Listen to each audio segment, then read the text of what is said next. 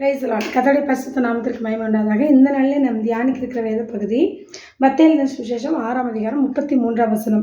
முதலாவது தேவனுடைய ராஜ்யத்தையும் அவருடைய நீதியும் தேடுங்கள், அப்பொழுது இவைகளெல்லாம் உங்களுக்கு கூட கொடுக்கப்படும். நம்ம வாழ்க்கையில் நிறைய நேரங்களில் பல காரியங்கள் நடக்கலை அப்படின்னு சொல்லி அதற்காக நம்ம கவலைப்பட்டுட்டு தான் இருப்போமே ஒழிய, அதற்காக நம்ம ஆண்டவர்கிட்ட கோவிச்சுக்கிட்டு ஆண்டவர் இது தரல அது தரல நம்ம குறைபாடி கொண்டே இருப்போமே ஒழிய, கொடுத்தவற்றுக்காக நம்ம நன்றி சொல்கிறதே இல்லை.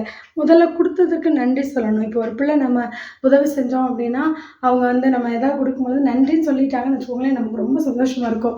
தொடர்ந்து நம்ம எதாவது கொடுக்கணும்னு நினைப்போம். அதே மாதிரி தான் கர்த்தரும் நம்ம நன்றி செலுத்தணும்னு விரும்புகிறார். ஆண்டவர் செய்த சகல உபகாரங்களையும் மறவாதே தன்னுடைய ஆத்மாவுக்கு சங்கீதக்காரன் கட்டளையிடுகிறார். நீங்களும் ஆண்டவர் செய்த நன்மைகளை நினைச்சு ஸ்தோத்திரம் பண்ணுங்க.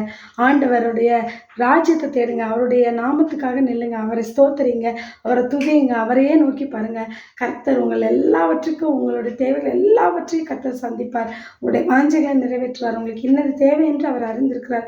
அவர் எல்லாவற்றையும் கர்த்தர் கொடுத்து ஆசீர்வதிப்பார். God bless you.